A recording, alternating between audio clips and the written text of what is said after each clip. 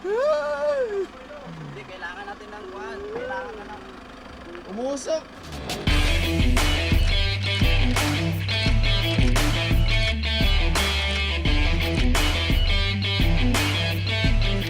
Welcome sa ating panibagong adventure. Papasok tayo dapat ngayon dito. Kaso, sobrang matarik. As in, sobrang tarik. Di kinaya nung van. Kita nyo naman, umusok na. So, nandito tayo ngayon sa Antipolo Golden Subdivision.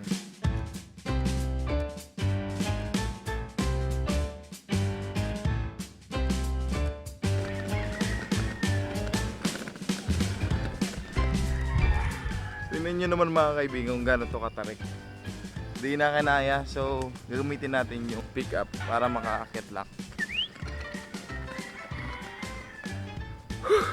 Grabe, para tayong nag-hike na to sa Antipolo. Kupal ka, ba't ka malayo? Yung gulo. Buset, kumain muna kayo. Breakfast muna tayo. We should start the day, the very important meal for the day, the breakfast. Iba yung aura natin ngayon Iba na bago na to Ganyan ba pag Tagal mong nawala. Kain kayo. Kapalisan lang ha. Buti nga nakaakyat ka. Buti nga nakaakyat ka. Pati nagdala pa nga ako ng counterweight. Counterweight ng buhok. So nakakaiyak utusan yung si Jude Mama para na yan. Hoy, PA siya ngayon. Utusan mo yan. Habang nagbe-BTS. Siya din. Yung mga BTS natin photo video.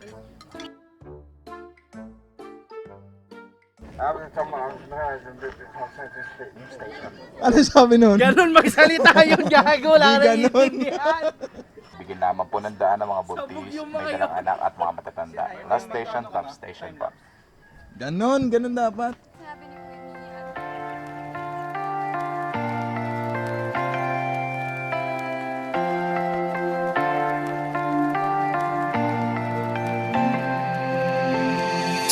Ako po pala si Jude De Los Santos, isang vlogger. Bali, hinay po ako ng Pilikmata Production under Arjan Maribeta, isang direktor, isang napakagaling na direktor. Hinari niya po ako para i-cover itong ginagawa niyang ads. At syempre, gagawin natin is gagawa tayo ng vlog para sa kanya at i-record lahat ng behind the scene, lahat ng mga scene.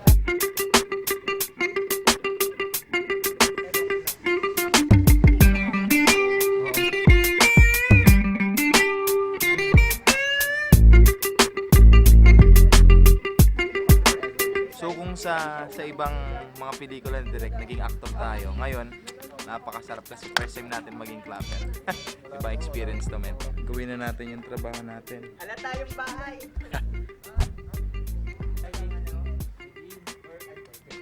Camera! Slate! Take 4! Action. Actually, ngayon ko lang na-realize. Sa tingin ko mahirap. Kasi dalawa yung hawak natin. Pareho pa bulky yung camera ko tapos itong clapper. May dalawa pa tayong pansul. Bahala na. Boss Martin, pwede mo na ba akong isama kapag may mga ano ka ganun? Kasi second easy ang gumagawa nito Second. Hindi na kami nag-easy ngayon. Hindi na. Sorry. Okay. So, Wala ka So magta-training muna ako sa iba. Ganun. Ito na yung pinaka-training ko, sir. Maraming salamat po. Marami kang matututunan. So bilang isang aktor, magiging production crew na tayo. At bali gagawa tayo ng pelikula. Ako lang lahat. Sports. Okay na. Stress ka na ba? Okay na. Stress ka na ba? Ha? Ikaw kasi more mag-slate. First time ko nag-aaral nga ako Ikaw wala kang ano? Wala, di mo ba na-appreciate yung I'm so faster learners? Walang nag-a-appreciate sa'yo, Jude. Mayabang ka porket may boyfriend ka na. Bla, bla, bla. Joke lang po. I-edit ko yun Ano?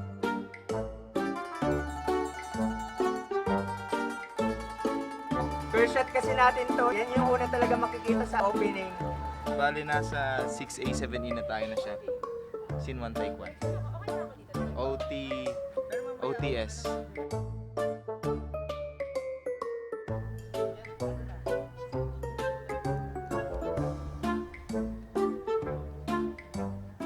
Kuya Mac, anong oras ka gigisingin? Mamaya pa. Okay. isa lang sa napansin ko being a production crew. Minsan mas nakakapagod maging crew kaysa maging actor kasi syempre pag actor kami mag-a-assist. Pero pag crew syempre, isa ka sa mga manpower. Mahirap kasi kailangan dapat sabi ko nga kanina flexible ka. Kailangan mabilis. Kasi oras yung kalaban natin dito at syempre yung panahon. Kailangan natin i-consider yun. So far, so good naman. Let's go. Walang audio. Walang audio to? Walang audio. Sige, sige. Magandang umaga, mga kaibigan. Isa na namang lampay ang ating tutunghayan. Ngayong video, samahan niyo ko sa ating maaksyon na araw kasama si Pilikmata Production. Action! Dre, kumusta naman so far? Okay pa naman, medyo kumakapapa sa time. Kumusta naman ang shoot natin so far, Kuya Mac? Ano masasabi mo? May progress naman. May sobrang stricto dito, kala niya director eh. No? Akala mo siya director. Christine. Akala mo naman eh. Napakayabang. Simula nung nagka-boyfriend niya si Christine. Kayabang na. Ayun na naman. Tinan mo. Nagpasigaw-sigaw. Ba't ganyan si Christine? Nagbago na. Hindi kasi nagkaroon ng boyfriend. Nagka-boyfriend. Pero dati hindi naman ganun. Mayabang yun, no? Mayabang. Ayun o, tinahinahanap na tayo. Ayun o. Galit na.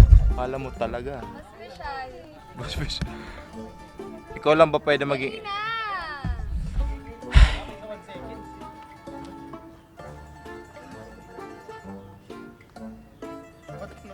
So yun mga kaibigan, natapos na tayo sa scene 1. Ito yung nasa labas tayo. Ngayon nasa interior shots na to. Sa loob ng bahay. Bale, nasa scene 4 na tayo. Tapos na lahat ng scene 1. Napaka-challenging nung scene 1 kasi ang init talaga sa labas. Kulit na nga ako eh, diba? Kanina naka-long sleeves ako. So pahinga muna ng konti, retouch yung mga artista. Challenge ako nung araw kasi makaubos ng energy. So kaya pa hanggang mamaya? Kaya pa naman, mga 2 tomorrow.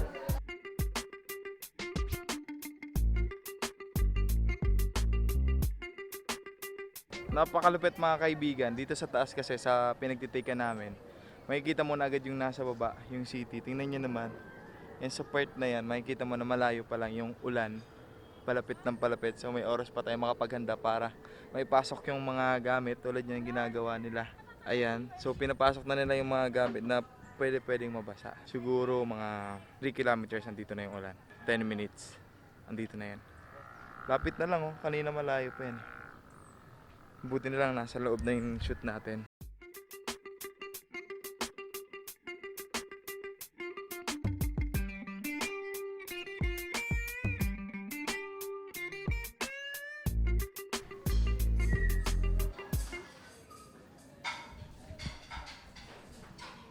Boss, kilig na kilig ka dyan ah. Di pa ba? Kitang-kita.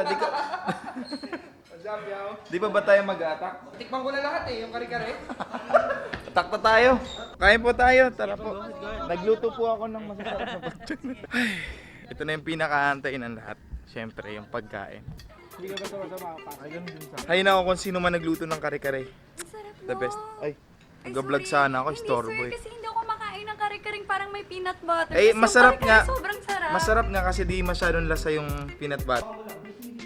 Every time na may shoot si Direk, tapos in-invite niya ako. Balagi kong tinitake kasi parang ano naman to eh. Magandang opportunity naman yan. Sasama ka, eh mga kilala mo na yung mga DOP, yung sa sound. So kaya nagkakaroon tayo ng panibagong knowledge about sa pag-shoot ng mga film. Kaya win-win situation, di ba? Hire ka para i-cover yung event niya. At the same time, ikaw may natututunan ka kasi nandun ka rin sa venue ng pinag-shootan nila at makakapagtanong-tanong ka kung ano mga klaseng technique ginagamit at ma-observe mo yung production, kung ano mga pinagkakaabala ng mga kailangan, ano dapat ang i-consider mo kapag nag-shoot ka ng mga film, ganun. Kaya napakalapit at nakakapagod pero worth it. Tok na ako. Sa taas naman ngayon kasi itong scene na to is orphanage daw. So, walang actual na mga bata. Papakita lang ata yung office. Angel's Home! Ay, nakakasilaw naman dito. Ito pala yung rooftop. Rooftop! Dapat talaga rooftop para social. Dapat pareho may F. Pero okay pa ba kayo dyan?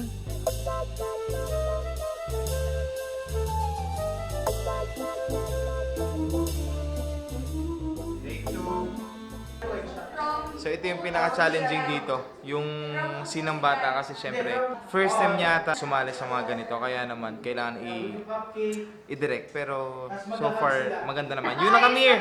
How was your scene? You did a great job. High five. But there's more, okay? Let's do it. Ito na yan, diretso na tayo sa challenge natin. Are you ready? In 3, hindi kayo mo yan. 3, 2, 1, and... Wala! Hindi kaya. Hanggang dyan lang. Thank you for being a good sport. 3, 2, 1, and go. Tulak mo. Wala. Mahina pa ata natin. Hey, papalap na. Tawag ka ni Direk. Kausapin ka ni Direk.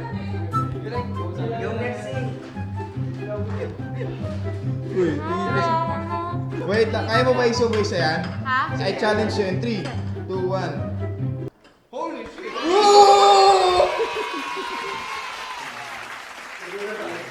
Tutry natin ah.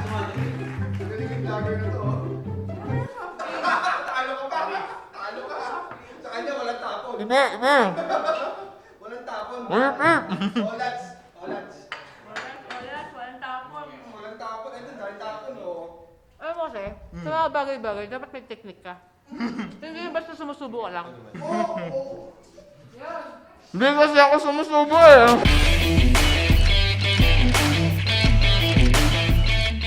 Kuya Mac, 3, 2, 1, go. Uy, expert? Expert din to. Nasubo mo naman pero ba't ganun parang iba yung dating?